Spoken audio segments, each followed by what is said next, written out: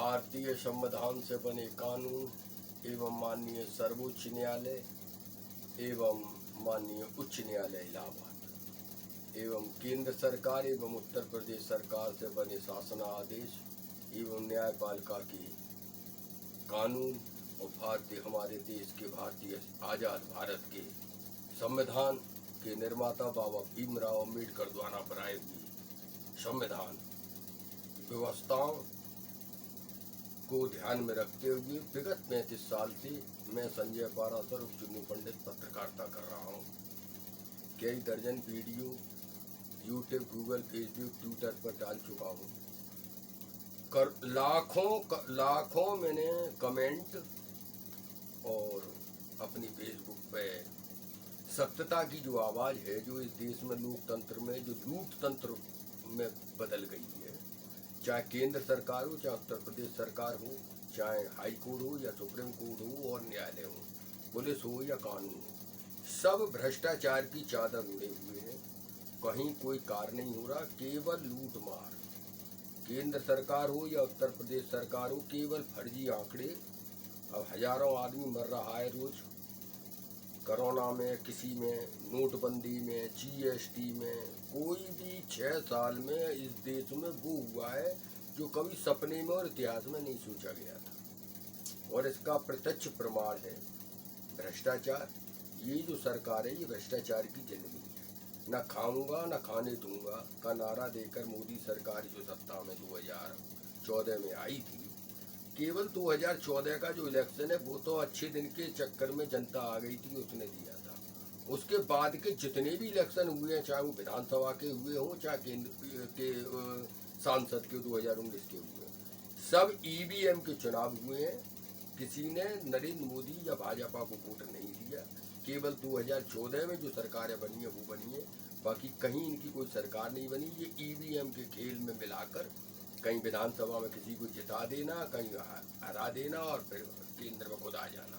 और राजस्थान, मध्य प्रदेश, छत्तीसगढ़ में कांग्रेस की सरकार बनवा के और केंद्र में 2019 में पूरा गेम खेल डाला। 50-40 पे कांग्रेस पहुंचा दी, जो कि कांग्रेस 200-250 सीट जीत रही थी। 10 सीट यूपी में 2019 में लोकसभा में नहीं कांग्रेस, ये बीजेपी जीत रही थी, वो 70-75 जीतने में कामयाब हो गई। ये विधानसभा का चुनाव यूपी का, कहीं कोई विधानसभा का चुनाव यूपी का जो 300 सीटें दिखाई नहीं आई, 100 सीट नहीं आती थी। ये सब फर्जी ईवीएम की है। और मैं संजय पाराशर जिन्हें थे वो न्यायकारी बात करता हूँ, क्योंकि मैं स्वतंत्रता संग्राम सेनानी परिवार से हूँ। मैंने अपने नाना के द्वारा स्वतंत्रता संग्राम की जो व्यवस्थाएं हैं वो देखी हैं। 1968-65 का मेरा जन्म है, 65-68 का, 1965 का है रजिस्टर्ड तो, लेकिन मेरा जो आधार कार्ड वगैरह है वो 68 का बना हुआ है। ये हमारे देश की लोकतांत्रिक व्यवस्था है। उम्र लिखवाई मैंने अपनी जन्म तिथि 14/2/65, उसने कर दी 68।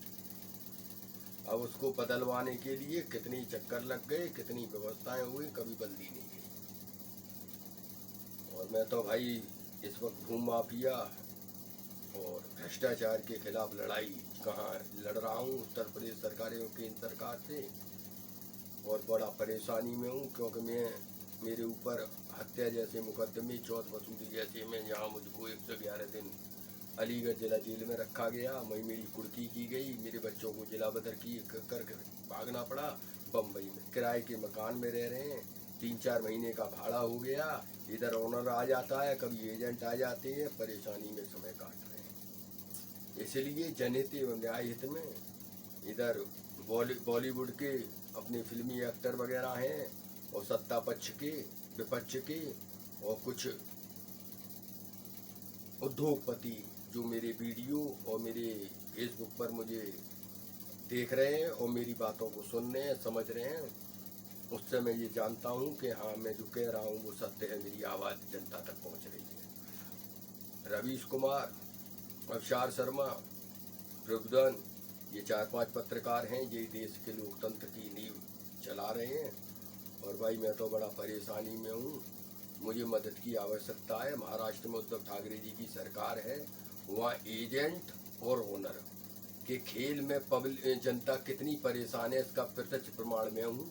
मेरे बच्चे किराए के मकान में रहते हैं और वहाँ के ओनर और एजेंट मिलकर ऐसी ऐसी व्यवस्थाएं, जबकि 50,000 डिपॉजिट या 10,000 भाड़ा, तो डिपॉजिट में अगर 40,000 रह गया या कुछ ऊपर हो गया तो ज़बरदस्ती चाबी ले लेना और सामान को बाहर रखवा देना।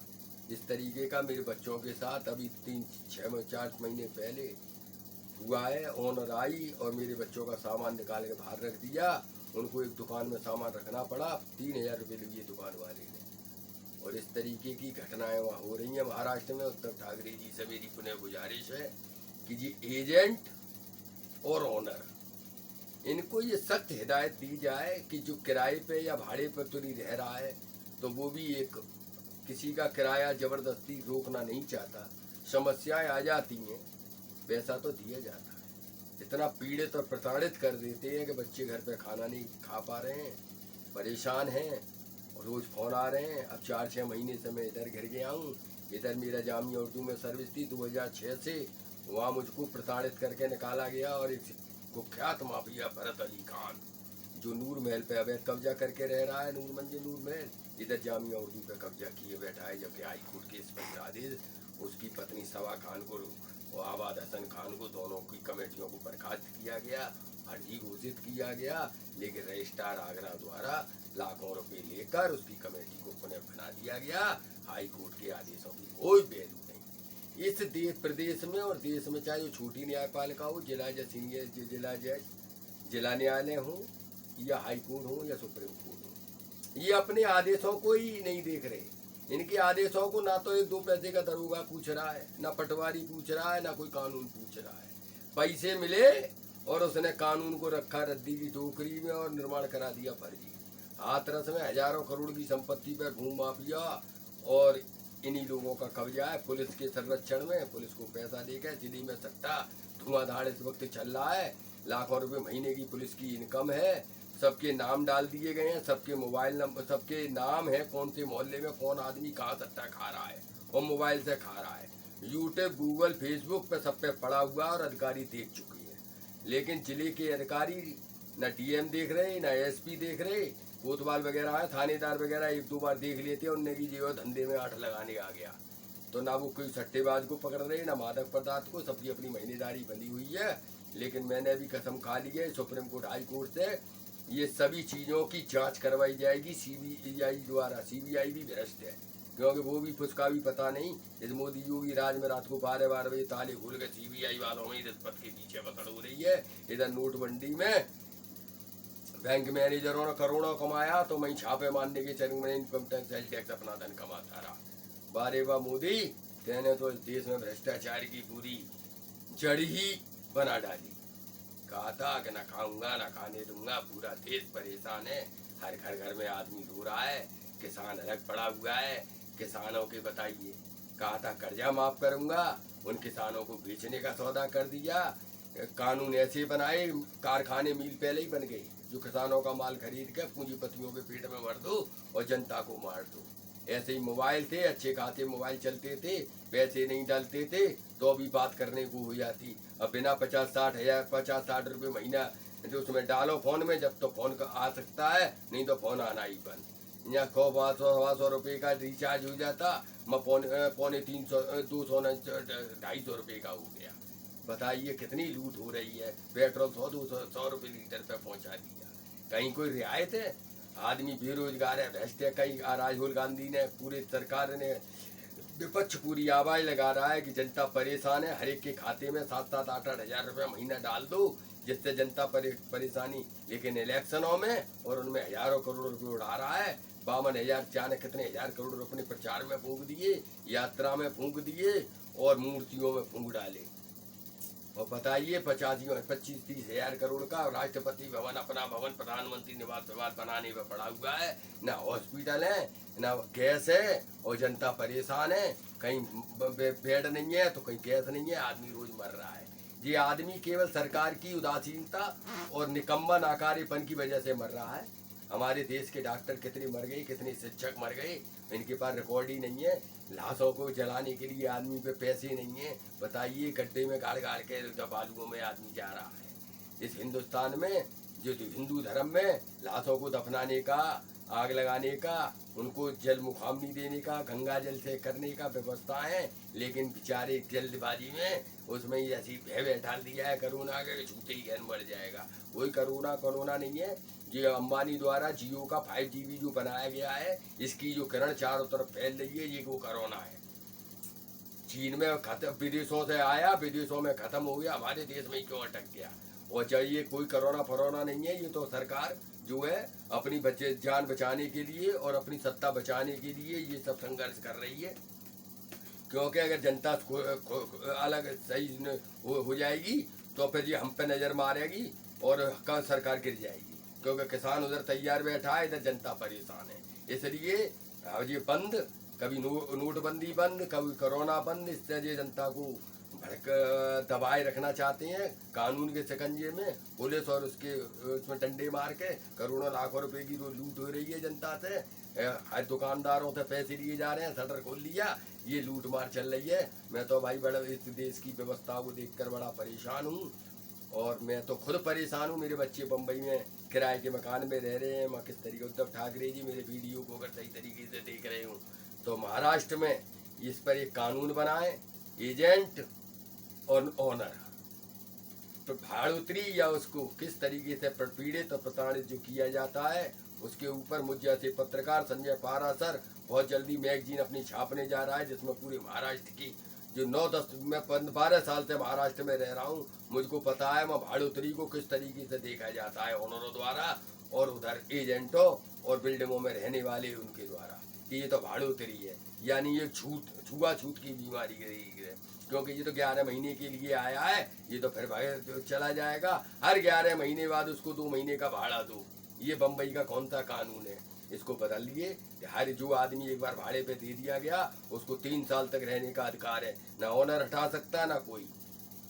और किसी भी उससे अगर उसमें 2-4-6 महीने के पैसे बकाया रह जाते हैं उसके हैं, तो देखता है आदमी, कोई पैसा मार के किसी का नहीं जाता। अगर उसकी ऐसी व्यवस्था है, खाने को रोटी नहीं है, और उससे पैसे के लिए उसकी चाबियां छीन उनके बच्चों को घर से बेघर किया गया।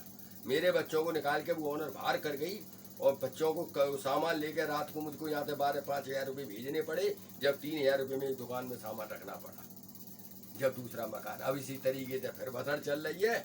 क्या ये भाई उद्धव ठाकरे जी जरा इस पर नजर रखें। और मैं जनहित एवं न्याय की लड़ाई लड़ रहा हूँ, स्वतंत्रता सेनानी परिवार से हूँ। अगर मैं भी भ्रष्टाचार करने लगूँ, इन नेताओं से और अधिकारियों के खिलाफ युद्ध कराऊँ, इनसे पैसा लेने लग जाऊँ, भूमि माफिया अलग, सब लोग खरीदने को घूम रहे हैं, लेकिन मैं उस माँ क्रांति का बेटा हूँ, जिसके उस पुत्र हूँ जिसके पिता और माता ने आज़ादी की लड़ाई में अपना सब कुछ गवा दिया, और आज उसी चिन्हों पर चल रहा हूँ। लेकिन उसके बाद भी मुझे भूमि माफिया, कुख्यात अपराधी यानी सट्टेबाज, मादक पदार्थ की तस्करी, इस तरीके के मेरे ऊपर पुलिस द्वारा जांचों में लगाई जाती रही हैं, जो कि पुलिस खुद कराती है।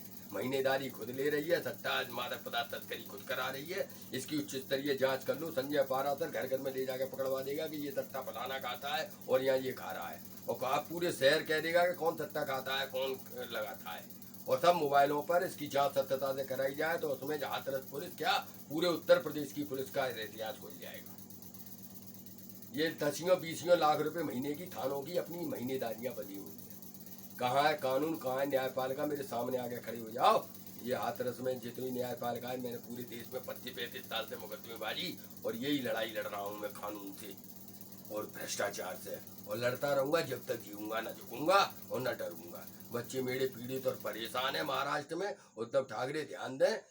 जय हिंद, जय भारत, वंदे मातरम। कांग्रेस की सोनिया गांधी, राहुल गांधी, प्रियंका, और जहाँ भी इनकी सरकार महाराष्ट्र में है, तो मैं एक अकाउंट नंबर बच्चों का डालता हूँ जनहित एवं न्याय हित में। उसमें कुछ कोष डाला जाए, जिससे मैं आगे आप लोगों की लड़ाई क्रांतिकारी गतिविधियों के लिए आगे अपने मैगजीन, चैनल, पत्रकारिता आगे बढ़ा सकूं। मेरा अखबार नहीं छप पा रहा है, न मैगजीन निकल पा रही है, क्योंकि मेरे पास बच्चों की तो व्यवस्था नहीं हो पा रही है, तो मैगजीन चैनल कहाँ से चला पाऊँ। इसलिए मैं अपना अकाउंट नंबर बच्चों का डाल रहा हूँ। उसमें कुछ जो बने धर्म की खातिर इस देश में आज़ादी की लड़ाई लड़ने वाले परिवार की व्यवस्था एवं क्रांतिकारी देश में बदलाव लाने के लिए, भ्रष्टाचार मुक्त भारत बनाने के लिए संजय पाराशर के हाथ मजबूत करें। एवं अब देश में कांग्रेस की सरकार आएगी, क्योंकि ये जनहित की लड़ाई है। और संजय पाराशर जी जान से अब उत्तर प्रदेश में कांग्रेस राज ला के रहेगा, चाहे कुछ हो जाए। को 35 साल में संजय पाराशर ने देख लिया, जितने भी मुख्यमंत्री और मंत्री बने हुए थे सभी हजारों हजार करोड़ के आदमी हैं। जो कि कोई ड्राइवर था, कोई रोटी बनाया करता था, वो आज मंत्री विधायक बन गए, करोड़ों अरबों रुपया हो गया। सबकी मेरे व्यवस्थाएं हैं और सब कुछ सरकार और नेताओं और अधिकारियों के सामने। जब से इस देश में सांसद निधि और विधायक निधि बनी, जब से भ्रष्टाचार शुरू हुआ, क्योंकि सीधा लेन देन हो गया जिला अधिकारी से और विधायक का। क्योंकि विधायक निधि, सांसद निधि का सीडीओ और इनसे सब लेन देन है। उन्हें 20% तेरा, 5% मेरा, 40% पैसा इसी का विधायक और लेन मंत्री नेताओं के खुद घर परिवार वाले ठेकेदार बन गए। उनने बिल बना दिए, माल हो गया, बंदर सा माल था। ये सबसे बड़ा देश में भ्रष्टाचार का की केंद्र बिंदु है सांसद निधि और विधायक निधि, जिसने इस देश में भ्रष्टाचार फैलाया। और ये भाजपा शासन काल में लाया। कांग्रेस शासन काल में तो विधायकों को कुछ खर्चा या महीनेदार कुछ भी नहीं मिलता था, केवल देश आजादी की लड़ाई लड़ते थे। उनके नेता कांग्रेस के देख लीजिए, नेहरू जी, सब कुछ होते हुए भी सैकड़ों वर्ष सैकड़ों दिन जेलों में रहे, हजारों दिन। इधर उसमें लाल बहादुर शास्त्री कुर्ता फटा पहने ही रहे। एक देखिए 2-2 करोड़ के सूट पहनकर, ये क्या था, 1 करोड़ 62 लाख रुपया रोज का तो मोदी का अपना खुद का सरकारी खर्चा है इसके ऊपर जनता का। 8-8 हजार करोड़ के जहाज ले आए, 16 हजार करोड़ के। किसानों का 15 हजार करोड़ का कर्जा था, वो माफ कर देते किसान। कांग्रेस ने माफ किया कि नहीं? झूठ बोलना, मक्कारी, केवल फर्जी रोना, यानी आदमी को यानी भैरू पिया है पूरा। और संजय पाराशर डरता नहीं है, सुनना हो सुनता रहे। और आजादी की लड़ाई है और इसकी शुरुआत संजय पाराशर कर चुका है और बच्चों की तरफ देख रहा है। लेकिन बच्चों की जिस दिन मेरी भी व्यवस्था सही हो जाएगी, उस दिन मैं इस हिंदुस्तान के भ्रष्टाचार की पूरी नंगी तस्वीर सुप्रीम कोर्ट, हाई कोर्ट में मेरे नाम से पड़ी हुई है। ना कोई जज देख रहा, ना कोई देख रहा, लेकिन मैं भी वो क्रांतिकारी का पुत्र हूँ। संघर्ष जारी रखूंगा और एड़ी चोटी तक जब तक जीऊंगा। इसके सभी का जितने भी ये नेताओं के चेहरे हैं सबके खोल कर रहूंगा। और जनपद हाथरस में जब से जिला बना है, जितने भी अधिकारी, जज, मजिस्ट्रेट या जो भी आए हैं, सबके खिलाफ व्यक्तिगत मुकदमा दर्ज कराऊंगा, क्योंकि उन्होंने करोड़ों लाखों रुपया पैदा करके गए हैं। और मेरी सत्यता की एक भी जांच आज तक पूरी नहीं हुई, जिसकी मैं शुरू से आज तक लिखता रहा हूँ। और मेरी में एक भी सुई बराबर छेद नहीं है मुझ में, और न मेरी कंप्लेंट में। सब भ्रष्टाचार के करोड़ों लाखों रुपया खा गए और मौज ले रहे हैं। और मैं और मेरा परिवार परेशानी में जी रहा है। बच्चे मेरे बंबई में और मैं यहाँ 1 साल पढ़ नहीं पाए, झूठे केस में जेल भेज दिया, कुड़की कर ले गए। बताइए, सत्यता से मेरी जांच करा ली जाए। हजारों करोड़ रुपए की संपत्तियां जो आज जनपद हाथरस में है, उनमें नेता और अधिकारियों की मिली भगत से ही कब्जा उन्हीं नेताओं और मंत्रियों का ही मिलेगा। संजय पाराशर का किसी जमीन में या किसी में कोई कब्जा नहीं है। संजय पाराशर के मंदिर प्रयाग नारायण पर कब्जा, तिलक हिंदी पुस्तकालय की संपत्ति पर कब्जा, बागड़ा मार्ग पर कब्जा, दिनेश कुमार छंगा और लीलाधर गुप्ता का लड़का राकेश गुप्ता द्वारा फर्जी मेरी कोठरी और उनको तोड़कर, जीना तोड़कर कब्जा किया गया है और लाखों रुपए के ग्रंथ लूटे गए। वहीं कामेश्वर शांत के विद्यालय में डॉक्टर राजलोचन किशनलाल चतुर्वेदी ने दीवार लगाकर कब्जा किया। इधर पत्थर वाले बाजार में मंदिर श्री प्रयाग नारायण में फर्जी तरीके से चंद्रप्रका चावला, प्रीत चावला, पिंकी रबड़ उद्योग के संरक्षण में आदमी बैठा हुआ है। जबकि ये सत्यता की पूरी जांच है, सभी कानून सब मेरे अंदर हक में है। लेकिन ये कोतवाली और न्यायपालिका और ये सब भ्रष्ट हैं, कोई सुनवाई नहीं हो रही है। लेकिन मैं भी देखता हूँ कब तक सुनवाई नहीं होगी। जय हिंद, जय भारत, वंदे मातरम। संजय पाराशर जी सत्य के लिए जीता और सत्य के लिए मरेगा। जय हिंद, जय भारत।